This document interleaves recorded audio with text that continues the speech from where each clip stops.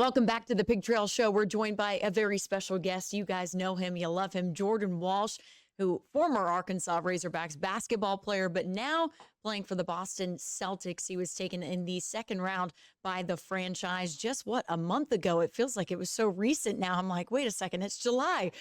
Jordan, it's so exciting to have you join us here today. We've done this now. You, I, and Kevin have been on this Zoom. We did one with you before you even came to Arkansas. Then we did one before the draft, and now we're doing one with you starting your professional career. So maybe we're good luck charms. Sure, that's what it seems like. I'm just kidding. I'm just I'll kidding. buy that. Yeah, I'll buy exactly. it. You got to tell us, Jordan, because this is the first time we're talking to you since the draft. How was it on that night getting to enjoy that moment with family and friends and hearing your name called?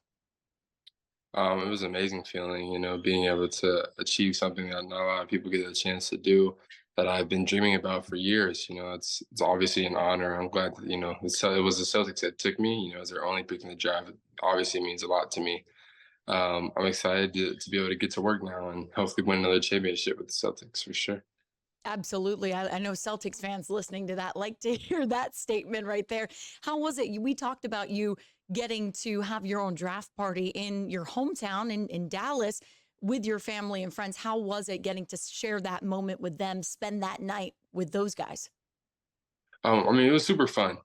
Some people, had distant family members, who were living on the opposite side of the world, outside of the country, and they flew out to come see me and come support. So, it meant the world to me, for them to give that time and effort. Obviously, it was an amazing experience, and for it to be in my hometown where all my friends and family are, who can, make an easy drive for people like that too, who came to support, also meant a lot. So it was an overall great experience, and I'm glad that I was able to celebrate it with the closest people with me for sure.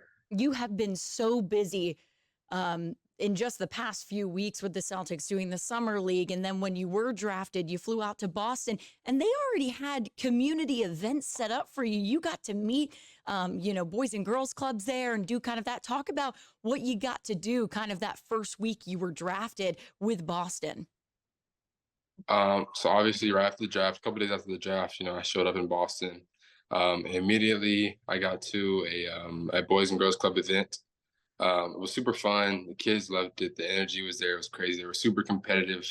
So I enjoyed that for sure. I got to do a little bit of media. Got to talk about my experience. Got to talk about the team and the coachings and whatnot. And it was really fun experience for sure. The next day we did it all over again. So it was great. The kids loved having me there. They gave me the energy that I needed, and they were real competitive too. So it was a great experience. I'm glad I was able to step out into the community and help people in the way that I could. So I enjoyed myself for sure. It was so cool to see you do that and see how much the franchise, like you said before, you were their only pick. It's nice to see how much the franchise put into you that week and showed you off. We're really proud that you had joined the organization. How can you speak to the Boston Celtics as an organization right now? How has it been, working with them and getting to play for them so far and so early on in your career?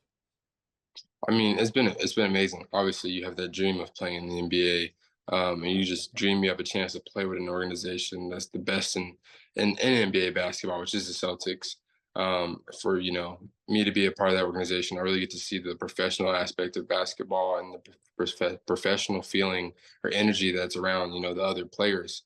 And so being able to have experience with that, with not just guys in the summer league, but have guys like Luke Cornett and Sam who are in the gym working out that I'm able to talk to and grab pointers from. It's an amazing feeling. I'm picking up knowledge right here and left, like I'm there here and there. I'm trying to learn as much as I can from those guys, even my summer league guys, even the coaches. Everybody's bought in on winning, and that's the goal with the Celtics. So for me to be in that environment, it's definitely building me as a person and me as a basketball player for sure. I'm going to turn things over to Kevin now because he wants to talk about a lot of things with you, especially about your summer league performance, which I know a lot of Arkansas fans want to hear you talk about as well. But before I turn it over to him, one of the things that I was reading about you was going into summer league, you were working on quite a few things. Your defense was there, but it was your jump shot that you kind of wanted to work on and elevate to the next level.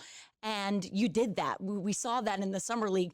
What can you credit that to? What were you doing? What kind of work were you doing to get that ready to showcase in the summer league?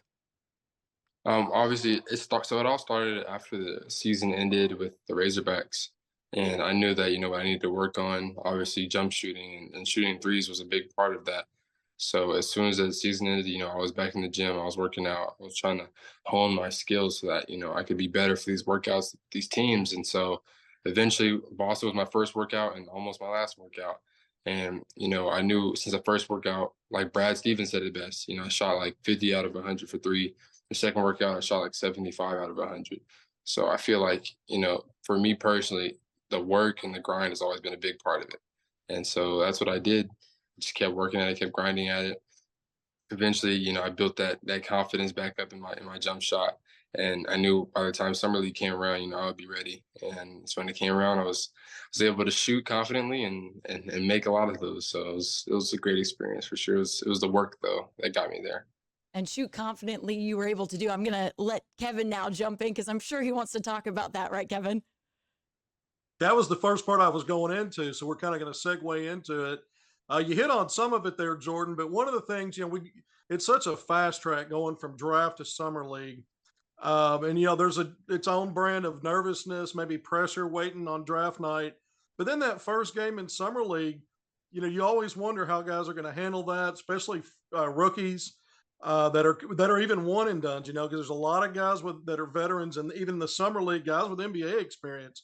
But you look to me, I mean, you hit your first 4-3. So any notion that Jordan Walsh might be feeling some pressure, to me, was immediately eliminated. I mean, the ball was hot. The Celtics surrounded you with good pieces for summer league, but you had to do your part. And I want to hear about what was going through your mind when you took those first few shots, because to me, it's the most relaxed and the least amount of hesitation I've seen from you. Staring at zeroing in on that rim and letting it go from three. So I guess it kind of, the process was, getting to Boston and working out with these guys and working out with the team. It became, an important thing they honed in on was, taking your open shots and shooting them confidently every single time. And so, now me being in a place like Boston where they encourage you to shoot, they encourage you to, take those shots and every single time. And if you don't, they're gonna punish you for not taking those shots. So I was there. I was, obviously going through that, and I knew that, hey, if I didn't take this open three, like I was gonna get punished. So I'm gonna take every single open chance that I get to make that shot because I know that I can. And they encouraged me to. So, knowing that the organization was behind me, I was talking to Brad before I even signed with the Celtics, and he was like, "Hey, the only thing I want to see you in summer league do is shoot open shots." And I was like, "I can do that." So that's kind of the mentality I went in with, and that's what they wanted me to do to help us win. So that's kind of what I decided to do. That's what I bought in on for sure. It's interesting you bring that up because I kind of talked about how you got out of the gates making your first four. A lot of that was catch and shoot, but I remember as summer league progressed, there was one possession later on in the event where you got a defense rebound, dribbled up, nobody closed hard on you, and you just stepped in confidently off the bounce into a three and stroked it. Did you start to feel yourself a little bit more in adding to some things offensively? Especially what I just described, kind of using your own dribble drive craft to get into a shot. Can you talk a little bit about maybe some of the nuance you've been adding to it? For sure. I feel like at this point, being in the NBA, you have to be able to score at different levels, even if you are a 3-and-D guy like me. So, 3-and-D for me is, being able to make open threes and being able to guard and being able to rebound.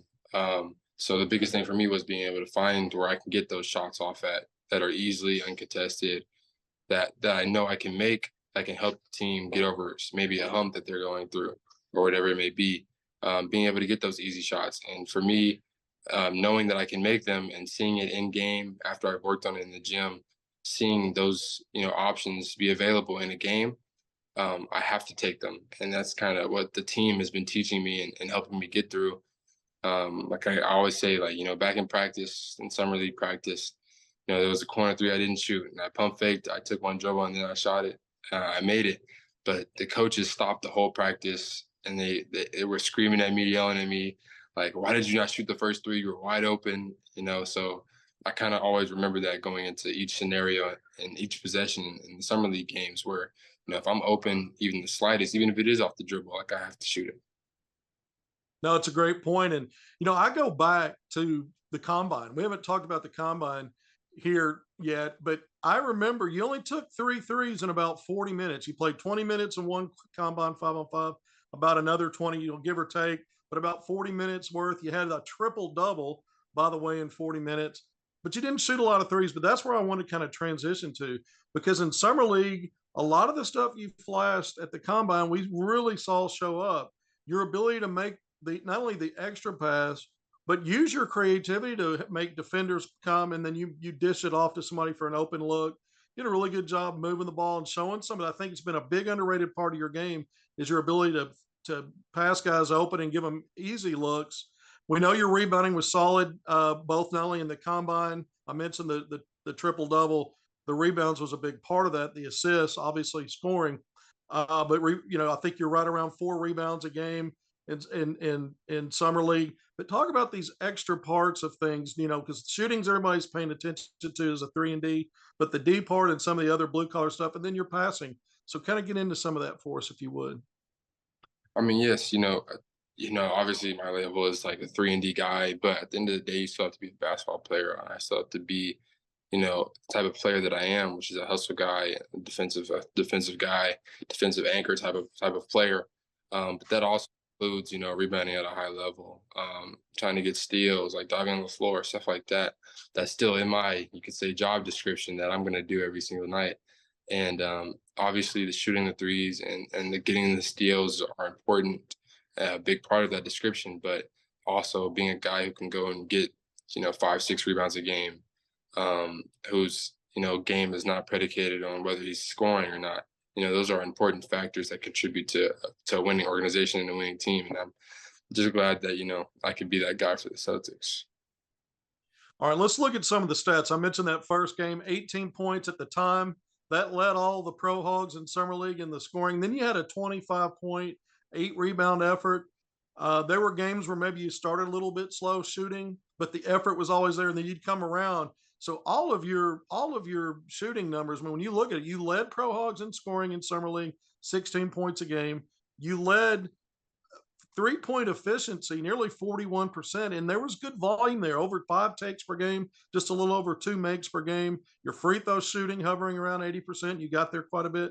So all of these things, this efficiency, were all notches above what you were able to do numerically at Arkansas. And this is a step up in competition when you really think about experience level, age of some guys, and some of that. What are some of the things you felt like you started to put together? I know you've talked some about it, but just in a bigger picture on hitting many categories, what were some of the things that helped you maybe from a mental standpoint?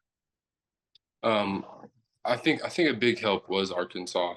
Going in there as a freshman and not really, it's kind of having a certain level of nervousness going into each game, and a certain feeling of I this is new to me. This is foreign to me. I don't really know what I'm doing, but at the end of the day, it is basketball. I feel like, still going into it thinking like, oh, I'm a freshman. Like, I don't have to do too much. Like, I'm not going to do too much. I feel like that feeling has kind of subsided. And now it's like, okay, I'm a basketball player at the NBA level. Like, they're expecting these things from me now. So at this point, like, I have to produce, and I have to do the things that equal to winning. And, whether that's rebounding or diving on the floor, getting steals, making open shots, whatever it is, like, I have to do that now. And I feel like I'm more comfortable in that role, knowing that, everybody part of the Celtics organization believes in me and wants me to do it, wants me to do well. So it's definitely an environment for growth for sure, and winning. And now that I'm in that environment, I feel great, feel confident in my coaches, my players, everybody else. Just like I did at Arkansas. I feel like the support's there and the love is there, and that I'll be able to, succeed with everybody depending on me, I guess. Right. Now we're a little ways out, but things move quickly. Preseason, you're going to get plenty of opportunities in preseason. Then it kind of flows real quick from that to the regular season. Boston's an organization that's built to compete and challenge for NBA titles right now. Do you have a feel, talking with Brad Stevens, the coaching staff, and some other thing, maybe some other factors? of what your early role might be? Do they have a vision for that yet? Have they talked you through that? Because obviously summer league you were featured quite a bit. What's the next step for Jordan Walsh with the Celtics? For me, I can only hope that I'll be able to, help the team get to that championship. I feel like the moves that they've been making have been strides in the right direction. Um, Obviously, they just got Kristaps, and I saw him for the first time in person when I was in Boston. Dude is huge. I know he can hoop. I know he's a great player. So obviously they have an addition of him. Obviously they added me. So if I have a chance to be able to go help the team get to a championship, then I feel like I'd be more honored than anything, of course. Um, but even if it's not, even if I don't get a lot of playing time with the big team, I'm gonna do what I can with, whether it's the G League team or whatever, to help my game get to a level to where the coaches are going to be confident in help and letting me come up and help the team. In whatever way it happens or whenever it happens.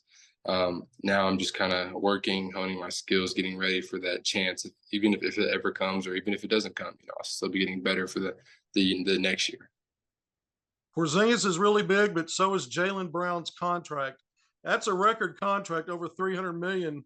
But to have a piece like that back, because there was maybe some talk about how are they going to work with with Tatum, Jalen Brown.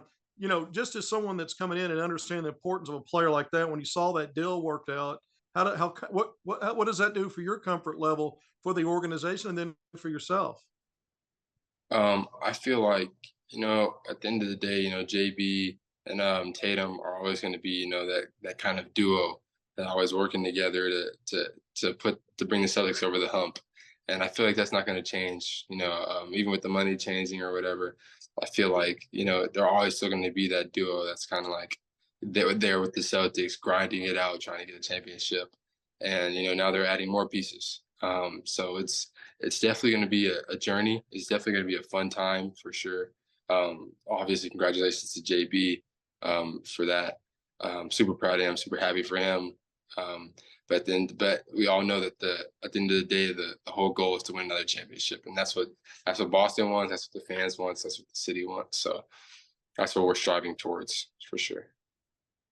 Anything else you want to say to Hog fans as you start taking these next steps? Because it's been a lot of fun catching up with you after the draft and after summer league. Any message for Hog fans as they continue to follow you as a pro Hog? I mean, hey, we all gotta be Celtics fans now. I love a great time. I loved it. I love all the fans there. I love the community. It's a great place. I will be visiting quite a bit. But y'all are all now welcome to be Celtics fans. So bring that crazy hog fan energy to the Celtics. So let's win that championship. Jordan, we've done three of these, and you're 3-0. Your answers are better than my questions. I think it's time for me to hand it back over to Courtney, see if she's got any follow up. And man, as always, you knocked it out of the park. We really enjoy it. Thank you. Thank you. Yeah, he's the best. That's why we keep doing these interviews with you, Jordan. I have a couple of more before we let you go, because you kind of touched on a few things. We talked a lot about how well you have stepped up to the plate when it comes to your offense. But, it's so funny going through social media and seeing the comments from Celtics fans, because I have a few on my social media due to Wilmo Claire here. He's a big Celtics fan on our Pig Trail Nation team. And it's funny to go through the comments of like, Jordan Walsh is an elite defender. He is so good on defense. And Arkansas fans will go, yeah, you just have to watch him at Arkansas to know that. Is it cool kind of seeing the feedback you get, people being surprised at how good your game really is? I mean, how amazed that they are to see what you can do at that level? Yes, I mean it's an amazing feeling. I feel like, the kind of like the Arkansas fans and the Celtics fans kind of like have a different view of who I am right now. So it's just kind of funny to see them clash a little bit.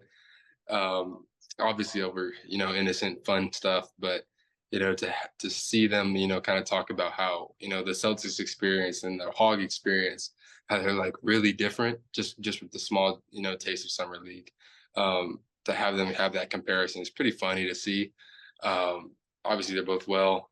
Eventually, I hope that they'll combine, but all have the same kind of opinion and thought of me. But it's cool to see that the Hog kind of fan base and the Celtics fan base are kind of coming together to form something bigger. So it's an amazing sight. It's an amazing feeling. I'm glad to be a part of both great organizations. Absolutely. And you kind of talked a little bit about some of the guys who have been helping you out and kind of showing you the ropes, I guess. Is there anyone that you think you have learned from the most in the organization? And is there someone you're excited to learn from? Of course, I've been saying it before. As soon as I got drafted, I can't wait to be able to work with a guy like Jason Tatum or JB. I've met both of them. Both great guys, both good human beings. Both have a lot that can teach me. I've also talked to guys like Al Horford and Sam and Luke Cornett. Like I've talked to everybody almost. I'm trying to get a different opinion and different kind of like view on the NBA lifestyle or the NBA grind that it takes to get to where they are. Obviously, I'm a rookie, so I want to learn as much as I can. But not even just the players, some of the coaches. My main guy Ross right now, he's kind of working me out, taking me to the ropes. He's creating film for me. He's helping me become a better player, but also become a better person, to become a better student of the game. So to be able to have those people around me who want the best for me and want me to succeed, it's a great feeling, and it's a great place where it gives a great vibe of getting better as not just a player, but as a person. And I'll end with this. Have you talked to Anthony or Nick any at all? Have you kind of chatted a little bit about y'all's experiences? I know you kind of have crossed paths a little bit. Have you spoken to any of those guys?